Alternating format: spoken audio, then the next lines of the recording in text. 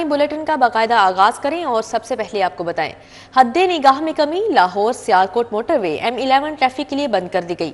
Motorways को आवाम की हिफाजत और महफूज सफर के लिए बंद किया जाता है। तर्जुमान मोटरवे पुलिस की जानिब से ऐसा कहा गया है, जबकि शहरी दौरान सफर गाड़ियों में फोग लाइट्स का इस्तेमाल करें। तर्जुमान का कहना है कि तेज रफ्तारी से परहेज किया जाए। मजीद क्या हिदायत जारी की गई हैं और क्या सूरत हाल है स्मोक की। इसरार खान ने हमें ज्वाइन किया है, उनसे बात करेंगे। इसरार बताइएगा। जी, लाहौर समेत पंजाब के मुख्तलिफ शहरों में आज भी धुंध का राज बरकरार है और आज भी शाम से ही धुंध का सिलसिला शुरू हुआ। जैसे जैसे रात गहरी होती जा रही है, धुंध की शिद्दत में भी मुसलसल इजाफा होता जा रहा है। मोटरवेज के बाद मकामात पर शदीद धुंध पाई जा रही है और हद निगाह सिफर हो चुकी है। इसी वजह से मोटरवे पुलिस हुकाम की जानिब से लाहौर सियालकोट मोटरवे M11 को मुकम्मल तौर पर बंद कर दिया गया है, जबकि लाहौर मुल्तान मोटरवे M3 को फैजपुर से दरखाना तक आरजी तौर पर ट्रैफिक के लिए बंद किया गया है। मोटरवे पुलिस हुकाम का कहना है कि हिफाजती इक़दामात के पेश नजर मोटरवे को बंद किया गया है। जैसे ही धुंध में नुमाया कमी वाक़ई होगी, मोटरवेज को दोबारा से खोल दिया जाएगा। मोटरवे पुलिस हुकाम ने शहरियों से भी गैर जरूरी सफर से गुरेज करने की अपील की है और ये कहा है कि मुतबादिल रास्तों पर अगर मजबूरन सफर करना पड़े। जी ठीक है, इसरार खान, बहुत शुक्रिया आपका। लाहौर में कड़ाके की सर्दी, मौसम सरमा की छुट्टियों में 9 जनवरी तक तोसी। स्कूल, कॉलेज और यूनिवर्सिटियां 10 जनवरी को खुलेंगे। पंजाब हुकूमत ने छुट्टियों में तोसी कर दी। हायर एजुकेशन कमीशन से नोटिफिकेशन जारी कर दिया गया है। वालिदैन ने सर्दी और धुंध की शिद्दत के बायस छुट्टियों का मुतालबा किया था। हुकूमत ने इससे कबल 1 जनवरी 2024 को स्कूल खोलने का ऐलान किया था। महकमा माहौलियात ने स्मोक के पेश नज़र तजावीज़ दी थी कि तालीमी इदारों में मौसम सरमा की छुट्टियां बढ़ा दी जाएं, जिस पर निगरान वज़ीर आला पंजाब की हिदायत पर वज़ीर तालीम मंजूर कादिर की सरबराही में इजलास हुआ। फैसला किया गया कि पंजाब के तमाम तालीमी इदारे मजीद 9 जनवरी तक बंद रहेंगे, जिस पर महकमा स्कूल एजुकेशन और हायर एजुकेशन ने बाकायदा नोटिफिकेशन जारी कर दिया है। नोटिफिकेशन के मुताबिक पंजाब में तमाम तालीमी इदारे 9 जनवरी तक बंद रहेंगे। 10 जनवरी को असातिज़ा और तलबा मास्क पहनकर स्कूल पहुंचेंगे। पंजाब के मौसम का सरकारी मुलाजमीन के लिए एक और तोहफा। चुबुर्जी क्वार्टर्स में मल्टी स्टोरी अपार्टमेंट बनेंगे। वज़ीर आला मोहसिन नकवी ने मल्टी स्टोरीज टावर का संगे बुनियाद रख दिया। 5 मंजिला टावर के हर फ्लोर पर 6 अपार्टमेंट होंगे। ग्रेड 11 से 14 तक मुलाजमीन रिहाइश रखेंगे। वज़ीर आला का 4 मल्टी स्टोरी अपार्टमेंट टावर बनाने का ऐलान। स्टाफ कॉलोनी के लिए नया ड्रेनेज और सिक्योरिटी सिस्टम लाया जाएगा। सरकारी दफातर किराए की बिल्डिंग से CBD में मुंतकिल होंगे। वज़ीर आला मोहसिन नकवी ने मल्टी स्टोरीज अपार्टमेंट्स टावर का संग बुनियाद रखने की तकरीब से खिताब करते हुए ऐलान किया कि चुबुर्जी में सरकारी मुलाजमीन के लिए मल्टी स्टोरी 4 अपार्टमेंट्स टावर्स बनाए जाएंगे और चुबुर्जी स्टाफ कॉलोनी के लिए नया ड्रेनेज सिस्टम बनाया जाएगा और सिक्योरिटी निजाम को भी बेहतर बनाएंगे। वज़ीर आला ने कहा कि CBD में 4 ऑफिस टावर्स बनाए जाएंगे, जिनमें सरकारी दफातर को शिफ्ट किया जाएगा। उन्होंने कहा कि किराए की इमारतों में कायम दफातर को CBD टावर्स में शिफ्ट कर दिया जाएगा, जिससे करोड़ों रुपए की बचत होगी। वज़ीर आला मोहसिन नकवी ने कहा 5 मंजिला टावर में ग्रेड 11 से ग्रेड 14 तक मुलाजमीन के लिए रिहाइश गाहें बनाई जाएंगी। हर टावर में 30 कारों और 40 मोटरसाइकिलों की पार्किंग होगी। मोहसिन नकवी ने कहा कि टावर्स के हर फ्लोर पर 6 अपार्टमेंट्स बनाए जाएंगे। सिविल सेक्रेटेरिएट बहुत खूबसूरत हो चुका है, जिसका credit chief secretary Zahid Akhtar Zaman को जाता है। सूबाई वज़ीर इत्तलात Aamir Mir, chief secretary, additional chief secretary, secretary तामीरात और मवासिलात, CCPO, कमिश्नर, डिप्टी कमिश्नर और मुतल्लिका हुकाम भी इस मौके पर मौजूद थे। कम से कम 4 टावर जो थे ये बनने चाहिए थे यहाँ पे, और इंशाल्लाह ताला ये मेरी कोशिश होगी विद इन दिस मंथ ये चारों के चारों टावर मेरे जहन में तो 4 टावर थे और 6 फ्लोर थे। मैं कल ही इसके ऊपर मीटिंग करके ये इंशाल्लाह इंश्योर करेंगे कि ये 6 फ्लोर हों और ये कम से कम 4 टावर तो अभी शुरू हों। ख़ास तौर पे ये अपार्टमेंट ये नहीं है कि ये कोई अपार्टमेंट चुबुर्जी में बन रही, ये अपार्टमेंट का स्टैंडर्ड इंशाल्लाह CNW मुझे बड़ी उम्मीद है वही मेंटेन करेगा जो किसी भी एक अच्छे सीनियर ऑफिसर्स के लिए कर रहे हैं वो ये अपार्टमेंट, क्योंकि ये लॉन्ग टर्म अपार्टमेंट चल रहे हैं। बड़ा सूबा, बड़ा वज़ीर आला, बड़े इक़दामात। लाहौर में कैंसर के मरीज बच्चों के लिए बड़ी खुशखबरी। चिल्ड्रन अस्पताल के साथ 250 बेड्स पर मुश्तमिल कैंसर टावर बनेगा। महकमा सेहत ने वज़ीर आला को इब्तदाई प्लान से आगाह कर दिया। ताबकारी इंकोलॉजी यूनिट भी तामीर किया जाएगा। 8 अरब रुपए लागत आएगी। لاہور میں کینسر کے مرض میں مبتلا بچوں کے لیے الگ سے کینسر ٹاور بنایا جائے گا۔ محکمہ صحت نے وزیر اعلیٰ پنجاب محسن نقوی کو ابتدائی پلان سے آگاہ کر دیا ہے۔ حکام کے مطابق ابتدائی پلان کے مطابق کینسر ٹاور کی تعمیر پر 8 ارب روپے کی لاگت آئے گی۔ کینسر ٹاور میں کیمو بے کے 70 بیڈ، بون میرو یونٹ کے لیے بھی 20 بیڈ ہوں گے، جبکہ کینسر ٹاور میں تابکاری انکولوجی یونٹ بھی تعمیر کیا جائے گا۔ حکام کا کہنا ہے کہ کینسر کے مرض میں مبتلا بچوں کی تعداد میں آئے روز اضافہ ہو رہا ہے، جس پر پنجاب حکومت بچوں کے علاج معالجے کے لیے الگ سے کینسر ٹاور کی تعمیر کرے گی۔ محکمہ صحت جلد منصوبے کا PC1 بنا کر PND بورڈ سے منظوری لے گا۔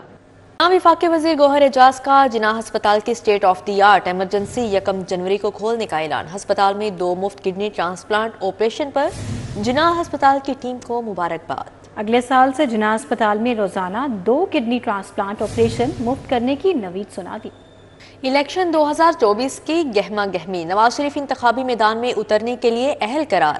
NA 130 سے کاغذات نامزدگی منظور، شہباز شریف حلقہ NA 123 سے الیکشن لڑیں گے۔ عام انتخابات کے لیے امیدواروں کی اسکروٹنی کا عمل مکمل ہو گیا۔ NA 130 سے مسلم لیگ نون کے قائد نواز شریف کے کاغذات نامزدگی منظور کر لیے گئے۔ نواز شریف کے کاغذات نامزدگی پر کسی نے اعتراض دائر نہیں کیا، جبکہ NA 130 سے PTI رہنما ڈاکٹر یاسمین راشد کے کاغذات نامزدگی مسترد کر دیے گئے۔ بلاول بھٹو کے NA 127 لاہور سے کاغذات نامزدگی منظور کر دیے گئے۔ مریم نواز کے NA 120 119 سے کاغذات نامزدگی منظور ہوئے، جبکہ مریم نواز کے لاہور سے صوبائی حلقہ کی 3 نشستوں PP 159 PP 160 اور PP 165 سمیت PP 80 سرگودا سے بھی کاغذات نامزدگی منظور ہو گئے ہیں۔ شہباز شریف کے NA 123 لاہور، NA 132 قصور سے، حمزہ شہباز کے NA 118 PP 148 سے کاغذات نامزدگی منظور کر لیے گئے۔ NA 122 سے 11 امیدواروں کے کاغذات نامزدگی مسترد کیے گئے ہیں۔ بانی چیئرمین PTI کے حلقہ NA 122 سے کاغذات نامزدگی مسترد کر دیے گئے۔ ریٹرننگ آفیسر محمد اقبال نے محفوظ فیصلہ سنایا۔ نون لیگ کے سابق MPA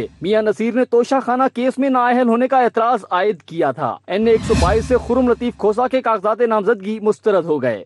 NA 117 سے صدر استحکام پاکستان پارٹی عبدالعلیم خان، عطا تارڑ، ملک ریاض، سردار ایاز صادق کے کاغذات نامزدگی منظور کر لیے گئے۔ اون چودھری، ابرار الحق اور PTI کے اکمل خان باری کے کاغذات نامزدگی بھی منظور ہو گئے ہیں۔ NA 129 اور PP 172 سے PTI رہنما حماد اظہر کے کاغذات نامزدگی مسترد کر دیے گئے، جبکہ جمشید اقبال چیمہ، مسرت جمشید چیمہ کے کاغذات نامزدگی بھی منظور نہیں ہوئے۔ رانا مشہور احمد خان، ماہر اشتیاق احمد کے کاغذات نامزدگی منظور کر لیے گئے۔ سابق MNA علی پرویز ملک کے NA 117 NA 119 سے کاغذات نامزدگی منظور کیے گئے۔ ملک سیف الملوک کھوکھر کے NA 126، افضل کھوکھر کے NA 125 سے کاغذات نامزدگی منظور ہو گئے۔ خواجہ عمران نذیر کے PP 150، رانا مبشر اقبال کے NA 124 سے کاغذات نامزدگی منظور ہوئے اور NA 128 سے حافظ میاں محمد نعمان کے کاغذات نامزدگی منظور کیے گئے ہیں۔ کیمرامین خالد ملک کے ہمراہ راؤ دلشاد حسین، سٹی 42۔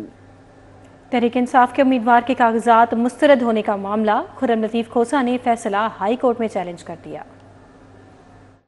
حلقہ NA 122 سے PTI کے امیدوار سردار خرم لطیف کھوسا نے ریٹرننگ افسر کے کاغذات نامزدگی مسترد کرنے کے خلاف ہائی کورٹ میں درخواست دائر کر دی۔ لاہور ہائی کورٹ کا سنگل بینچ درخواست پر سماعت کرے گا۔ درخواست میں الیکشن کمشنر، ڈسٹرکٹ ریٹرننگ افسر اور ریٹرننگ افسر حلقہ NA 122 فریق نامزد کیا گیا۔ درخواست میں موقف اختیار کیا گیا کہ ریٹرننگ افسر نے حلقہ NA 122 سے کاغذات نامزدگی مسترد کیے۔ الیکشن ایکٹ 2017 کے سیکشن 22 کے تحت الیکشن شیڈول سے 4 ماہ قبل ووٹ ٹرانسفر ہو سکتا ہے۔ درخواست گزار کے تجویز کنندہ بھائی سردار بلخ شیر کھوسا کا الیکشن شیڈول کے بعد ووٹ ٹرانسفر کیا گیا۔ بلخ شیر کھوسا کا ووٹ 15 دسمبر کو ٹرانسفر جبکہ 20 دسمبر کو ویب سائٹ پر ڈالا گیا۔ ریٹرننگ افسر نے بغیر الیکشن قوانین کے برعکس کاغذات نامزدگی مسترد کیے۔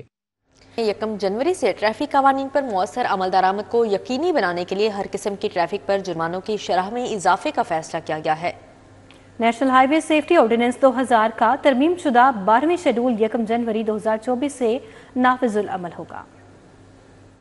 پولیس جرمانوں کی شرح میں اضافے کا فیصلہ حادثات پر قابو پانے اور ٹریفک قوانین پر مؤثر عمل درآمد کے لیے کیا گیا ہے۔ حد رفتار کی خلاف ورزی کرنے پر موٹر سائیکل سوار کو 1500 جبکہ کار ڈرائیور کو 2500 روپے جرمانہ عائد کیا جائے گا۔ حد رفتار کی خلاف ورزی کرنے پر PSV ڈرائیور کو 10,000، HTV ڈرائیور کو 5,000 روپے جرمانہ ہوگا۔ بغیر لائسنس موٹر سائیکل، کار اور LTV چلانے پر 5,000، PSV اور HTV چلانے پر 10,000 روپے جرمانہ ہوگا۔ اوور لوڈنگ پر مالبردار گاڑی کے لیے 10,000 جرمانہ عائد کیا جائے گا۔ ایمرجنسی گاڑیوں کو راستہ نہ دینے پر ہر قسم کی گاڑی کو 5,000 جرمانہ، بغیر ہیلمٹ موٹر سائیکل چلانے پر 1,000 روپے جرمانہ، سیٹ بیلٹ کے بغیر کار اور LTV کے لیے 1,500، PSV اور THV گاڑی چلانے پر 3,000 روپے، دوران ڈرائیونگ موبائل فون کے استعمال پر موٹر سائیکل سوار اور کار ڈرائیور کو 500 روپے، LTV کے لیے 2,000 اور PSO اور HTV کے لیے 5,000 روپے جرمانہ عائد کیا جائے گا۔ بغیر رجسٹریشن موٹر سائیکل، کار اور LTV کے لیے 2,000 روپے، جبکہ PSV اور HTV گاڑی چلانے پر 5,000 جرمانہ عائد کیا جائے گا۔ اوپن مارکیٹ میں غریبوں کے لیے سستی پروٹین بھی اب سستی نہیں رہی۔ برائلر مرغی کے گوشت کی قیمتیں آسمان سے باتیں کرنے لگی ہیں۔ برائلر مرغی کے گوشت کی قیمتیں عام صارف کی قوت خرید سے باہر ہو گئیں۔ ایک مہینے کے دوران برائلر مرغی کے گوشت کی قیمت میں 50 روپے سے زائد کا اضافہ ہوا، جس سے برائلر مرغی کے گوشت نے 5ویں سینچری تقریباً مکمل کر لی ہے اور گوشت 499 روپے فی کلو گرام کے حساب سے فروخت ہو رہا ہے۔ اسی طرح فارمی انڈے بھی 30 روپے فی درجن مہنگے ہو چکے ہیں۔ انڈے 370 روپے کی ریکارڈ سطح پر فروخت ہو رہے ہیں۔ شہریوں نے کہا کہ مہنگائی آسمان کو چھو رہی ہے اور انتظامیہ کو غریبوں کا احساس تک نہیں۔ اب گاؤں چمکیں گے منصوبے سے 10 کروڑ کا ریونیو اکٹھا ہو گیا۔ ریونیو متعلقہ دہی یونین کونسلز اور گاؤں کی فلاح و بہبود پر خرچ ہوگا۔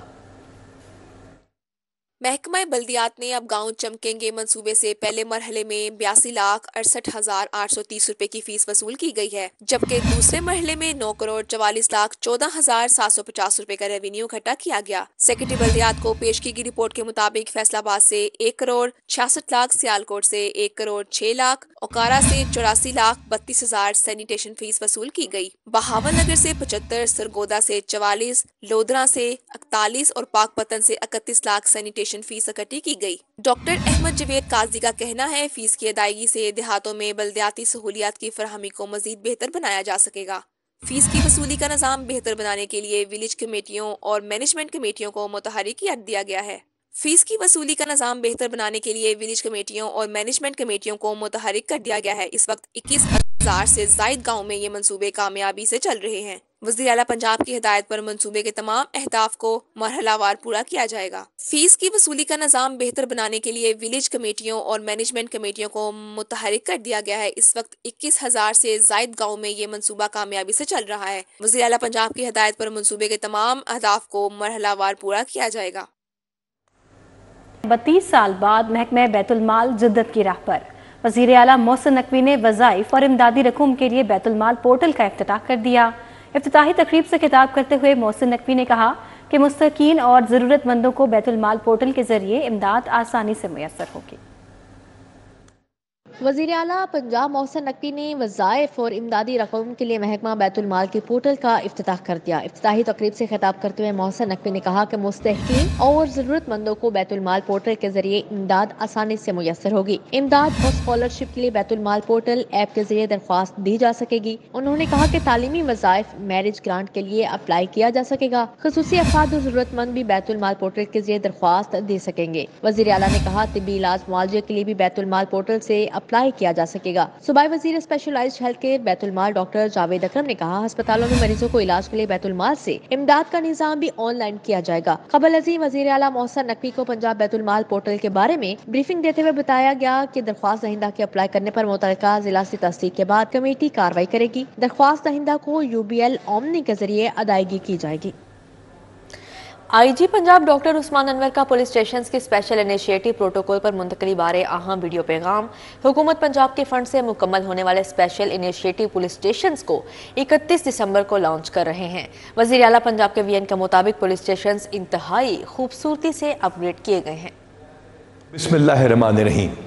تھانہ ستو کتلا میں ایک SHO ہے جس کا نام ہے ہاشم ایک پڑھا لکھا جوان ہے۔